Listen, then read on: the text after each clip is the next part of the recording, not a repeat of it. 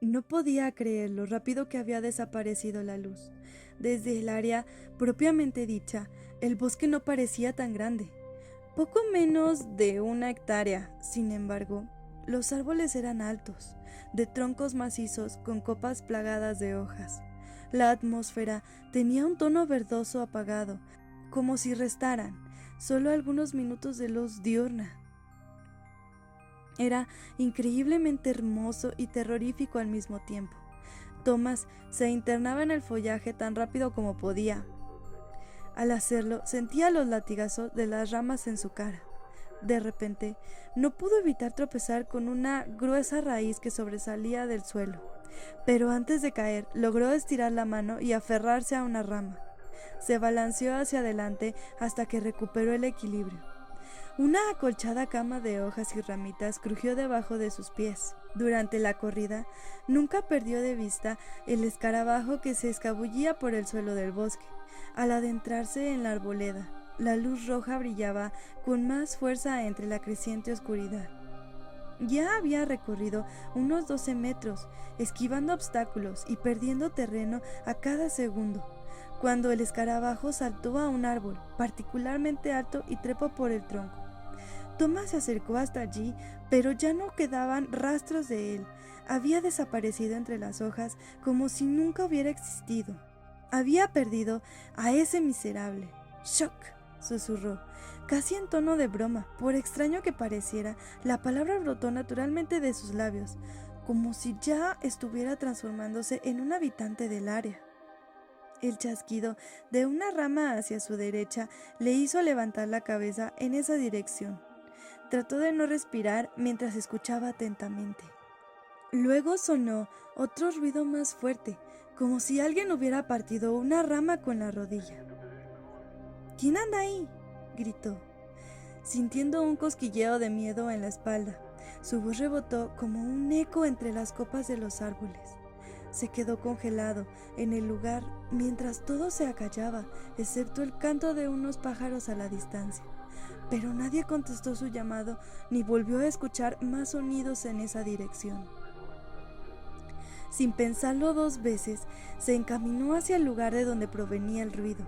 Se abrió paso empujando las ramas sin preocuparse por ser sigiloso. Entornó los ojos, esforzándose por ver en la creciente negrura. Deseó haber llevado una linterna. Ese pensamiento le disparó la memoria.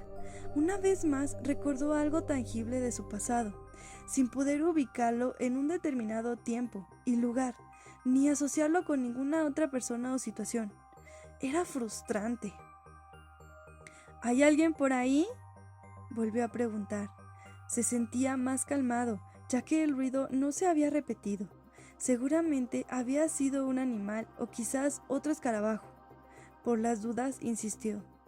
Soy yo, Thomas, el novato. Bueno, el segundo novato.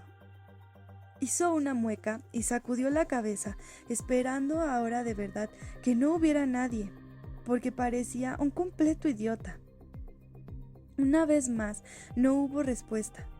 Rodeó un gran roble y se detuvo en seco. Un escalofrío le recorrió la espalda. Había llegado al cementerio. El lugar era pequeño, tendría unos 10 metros cuadrados y estaba tapizado por una maleza densa que crecía a ras de suelo, clavadas en el piso. Había varias cruces de madera torpemente realizadas. Sus varas horizontales y verticales estaban atadas con un nudo de cáñamo. Las placas con inscripciones habían sido pintadas de blanco por alguien que estaba obviamente muy apurado, a juzgar por la calidad de trabajo. Los nombres habían sido tallados en la madera. Se acercó indeciso a la cruz más cercana y se arrodilló para observar. La luz era tan débil que le parecía estar mirando a través de una niebla oscura.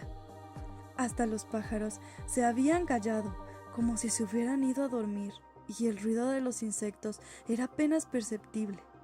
Por primera vez se dio cuenta de lo húmedo que era el bosque, pues ya tenía la frente y las manos empapadas. Se inclinó sobre la primera cruz. Parecía recién hecha y llevaba el nombre Stephen grabado encima. La N era muy pequeña y estaba justo en el borde, porque el tallador no había calculado bien el espacio que necesitaba.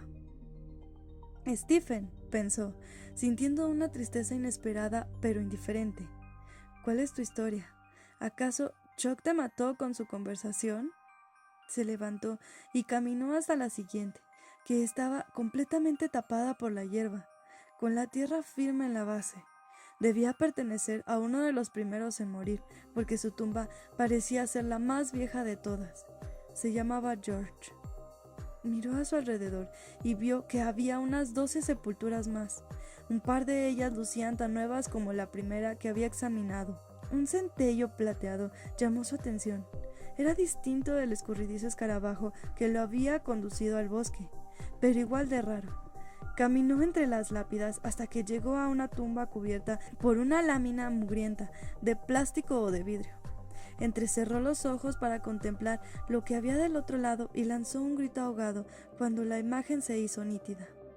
Era una ventana que dejaba ver los restos polvorientos de un cuerpo en descomposición. Completamente espantado, pero atraído por la curiosidad, se inclinó hacia adelante para ver mejor.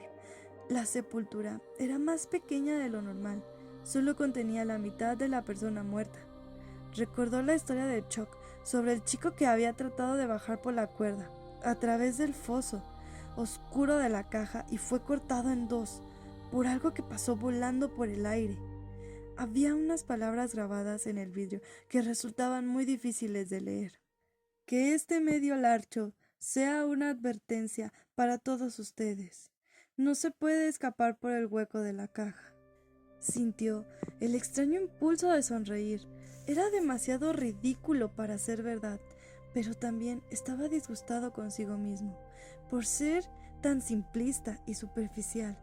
Había dado unos pasos hacia el costado para leer los nombres de otros muertos, cuando una ramita se quebró justo delante de él, detrás de los árboles ubicados al otro lado del cementerio. Luego otro crujido y otro, cada vez más cerca, y la oscuridad era impenetrable. ¿Quién anda ahí?, gritó. Su voz sonó temblorosa y apagada, como si estuviera hablando dentro de un túnel. «En serio, esto es una tontería», agregó. Odiaba tener que admitir lo atemorizado que estaba. En vez de contestar, la otra persona abandonó cualquier intención de ser sigilosa y se echó a correr a través de la arboleda, que estaba enfrente del cementerio, rodeando el lugar donde él se encontraba. El pánico lo paralizó. A solo unos pocos metros de distancia, pudo distinguir la sombra de un niño flaquito que corría renglante rítmicamente. ¿Quién es ese El visitante surgió de golpe entre los árboles antes de que terminara la frase. Lo único que alcanzó a distinguir fue una ráfaga de piel pálida y ojos enormes, la imagen fantasmal de una aparición. Entonces gritó y trató de correr, pero ya era demasiado tarde. La figura saltó en el aire y cayó sobre sus hombros, sujetándolo firmemente con las manos y arrojándolo al suelo. Sintió que una de las placas se incrustaba en su espalda antes de partirse en dos, sujetándole un profundo rasguño en la piel. Comenzó a empujar y golpear a su atacante. Un implacable revoltijo de piel y huesos, brincando encima de su cuerpo.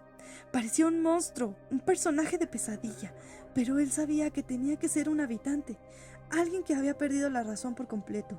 Escuchó el sonido de dientes que abrían y cerraban bruscamente, con un constante repiqueteo. Luego sintió una punzada de dolor cuando el lunático le clavó la boca fuertemente en el hombro. Lanzó un aullido y el sufrimiento se deslizó por su sangre con una corriente de adrenalina. Apoyó las palmas de las manos sobre el pecho de su oponente y presionó, estirando los brazos hasta que los músculos se tensaron contra la figura que luchaba arriba de él. Finalmente, el otro cayó hacia atrás con un fuerte estallido, haciendo pedazos otra lápida. Thomas, jadeando, se arrastró hacia atrás y observó por primera vez a su desquiciado contrincante. Era el chico enfermo. «Ven»,